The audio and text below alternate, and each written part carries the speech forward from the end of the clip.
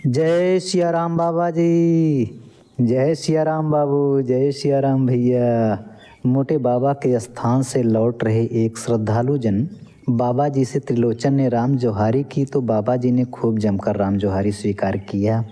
फिर उत्सुकता पूर्वक त्रिलोचन ने बाबा जी से पूछने लगा, बाबा जी आज मोटे बाबा के स्थान पर कुछ लोग इकट्ठा हो रहे हैं, क्या कोई आयोजन है आज? आज भैया मोटे बाबा की अदालत लगेगी, बाबा जी बोले थे। चौंक कर त्रिलोचन पूछ पड़ा, क्यों, क्या हुआ? तो बाबा जी कहने लगे, भैया पूरब वाले पूर्वा का गरीब किसान से सरदार की गाय मर गई है। हालांकि सरदार जी की गाय किसान के गन्ने के खेत में चर रही थी। किसान ने हाँकते समय एक ढेला उठाकर चला दिया, जाके पेट में लग गई। बूढ़ी गैया थी, मर गई। इसके बदले में सरदार 25,000 रुपया या तो अपने खेतों में आकर काम करने की मांग कर रहा है। किसान दोनों शर्तों पर असमर्थ है, इसलिए सरदार ने मोटे बाबा की अदालत लगवा दी। त्रिलोचन भी कहने लगा, बाबा जी सरदार जी को ऐसे गरीब किसान को माफ़ कर देनी चाहिए, उन्हें किस चीज़ की कमी है? और नहीं तो क्या।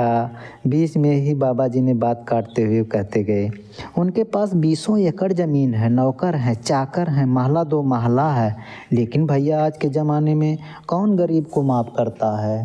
कहते प्रेम की बात लेकिन घात लगाए रहते हैं। माफ़ी के नाम पर उसे जीवन भर का गुलाम बनाना चाहते हैं। कहते हुए बाबा जी अपने घर की ओर बढ़ चले। मोटे बाबा का स्थान उत्तर प्रदेश के पिछड़ा जंगल क्षेत्र कहा जाने वाला लखीमपुर खीरी जिले के एक छोटे से गांव में स्थित है। इन्हीं जंगली क्षेत्रों के बीच कुछ पर्यटक स्थल भी हैं, जैसे पूरब में सीमा सटे जिला बहराइच में गिरजा बैराज है, उत्तर कौड़ियाला है, गुरुद्वारा मेला है, दुधवा नेशनल पार्क है। मोटे बाबा के स्थान पर लोग इकट्ठा हुए थे। गांव के महतिया, प्रधान, मास्टर साहब, कुछ सरदार जी, कुछ जनता गांव की।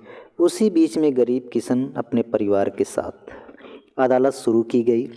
प्रधान जी उठे और सबको संबोधन करते हुए बोले, पंचों मोटे बाबा की प्रांगण में सबका स्वागत है। भोलेनाथ सबका भला करें। इस अदालत को सरदार जी ने लगवाई थी, इसलिए प्रधान ने उन्हीं से पहले बोला, क्या बात है सरदार जी, क्यों मोटे बाबा में आज अदालत बुलवाए हैं? गरीब किसान आपका क्या कर सकता है?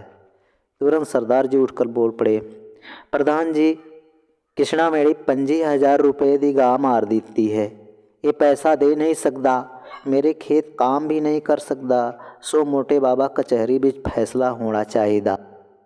फिर किसान की ओर देखते हुए प्रधान जी बोले, क्यों किसान, कैसे गाय मार दी इनकी? इनका पैसा भी नहीं दोगे और काम भी नहीं करोगे तो ये भैया अदालत लगवाएंगे, क्या कहना है तुम्हारा? हाथ जोड़कर किसान गिड़गिड़ाने लगा, प्रधान जी मुझे माफ़ कर दिया जाए। इनकी गैया मेरे गन्ने में रोज़ाना चरा करती थी, उस दिन मेरे हाँकने पर अनायासे ही मर गई। ये मेरा रोज़ खेत चरावें, मैं अब कभी नहीं कुछ बोलूँगा, कभी गाय नहीं हाँकूँगा। मेरे पास इतना रुपया नहीं है कि दे पाऊँ। इनके खेत में काम करूँगा तो मेरे बीवी बच्चे भूखे मर जाएंगे। किसान पागल सा बोलता जा रहा था। बीच में प्रधान जी ही बोल पड़े, माफ़ तो सरदार जी ही कर सकते हैं, अन्यथा मोटे बाबा की अदालत का फैसला ही मानना पड़ेगा। सरदार किसी की भी नहीं माने, वो अब अदालत के फैसले पर ही अडिग रहे। प्रधान जी पूरे सरदार से बोले, देखो सरदार जी, मोटे बाबा की इस अदालत में मंदिर में अलग अलग 2 पिंडी पर राम और रावण की चिट्ठी रखी जाती है। किसान उसमें से एक चिट्ठी को उठाएगा। अगर किसान राम की चिट्ठी उठा लेता है तो वह निरपराध बरी हो जाएगा। यदि उसके हाथ से रावण की चिट्ठी उठ जाती है तो वह इस अदालत में अपराधी माना जाएगा और तब उसकी सज़ा में उसे अपने घर परिवार गांव से दूर कहीं 12 बरस के लिए निकाल दिया जाएगा। यह सब मंजूर है ना? आहो मंजूर है यह, सरदार बोला। अब आगे की कार्यवाही के लिए लोगों ने किसान से कहा, तुम जाओ नदी नहा कर आ जाओ, तुम्हें पिंडी पर से ना राम और रावण की चिट्ठी उठानी होगी। किशन मोटे बाबा की सुमिरन करते हुए नदी की ओर चल दिया। इधर प्रधान जी ने आवाज़ दी, किसी के पास कागज कलम है क्या? जी प्रधान जी, अभी लाया, त्रिलोचन ने कहकर पास में अपने चाचा जी के घर कागज कलम लेने चला गया। मन में सोचने लगा, आज के इस 21वीं शताब्दी में भी लोग घोर अंधविश्वास में जी रहे हैं। अरे सरदार माफ़ कर देता तो उसका थोड़े ही कुछ बिगड़ जाता, लेकिन यदि किशन के हाथ रावण की चिट्ठी लग गई तो वह उसके बाल बच्चे घर के न घाट के।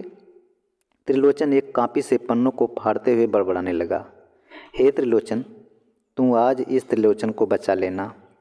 हे देवों के देव महादेव त्रिनेत्रधारी, मैं भी 2 नेत्रधारी हूँ, भला बुरा देख सकता हूँ, मैं किशन को बचा सकूँ, कुछ ऐसा चमत्कार करो मालिक। झट से पन्नों को फाड़कर कलम लेकर मंदिर पहुँचा। प्रधान जी ने त्रिलोचन से राम और रावण की चिट्ठी लिखवाकर उसी से मंदिर में अलग अलग पिंडी पर रखवा दिया। उधर किशन नदी से नहाकर आ रहा था। लोग यहाँ जल्दी में थे कि किशन झट से आए और चिट्ठी उठाए, लेकिन वहाँ किशन के पांव जैसे डगमगा रहे थे। उसकी पसलियाँ धाड़ धाड़ चल रही थी। स्नान के बाद भी उसका चेहरा मुरझाया हुआ था।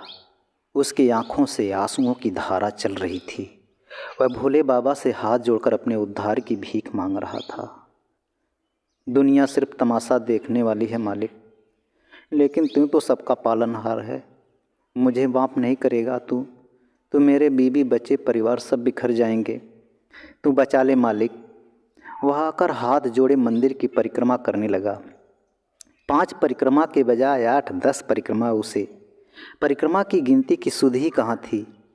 किसी ने आवाज़ लगाई, बस किशन बस, परिक्रमा पूरी हो गई, जाके चिट्ठी उठा लो। अब किशन हाथ जोड़े मंदिर की चौखट पास खड़ा फपक कर रो रहा था। वह चौखट पर अपने हाथ रख कर पेट के बल गिर पड़ा। उसकी रोने की आवाज़ तेज हो गई। उसकी धड़कती पसलियाँ साफ दिखाई दे रही थी। यहाँ उसके घर वाले अन्य शुभचिंतक उसके अपराध माफ़ी की हाथ जोड़कर मोटे बाबा से कामना कर रहे थे। अब किशन उठकर पिंडी से एक चिट्ठी उठा लिया। उसके हाथ कांप रहे थे। प्रधान जी ने उसके हाथ से चिट्ठी लेकर सबके सामने खोला। अचानक जुटी भीड़ में से किसी ने जैसे रोते हुए गला फाड़ के जयकारा लगा दिया, मोटे बाबा की जय, मोटे बाबा की जय। इन्हीं जयकारों के बीच त्रिलोचन दूसरी पिंडी की चिट्ठी कब्जे में लेकर प्रधान जी को दे दिया। विश्वास के लिए प्रधान ने वह चिट्ठी सबके सामने खोला, जो रावण की ही थी। इन जयकारों के बीच त्रिलोचन भी भोले बाबा जी को हृदय से धन्यवाद दे रहा था।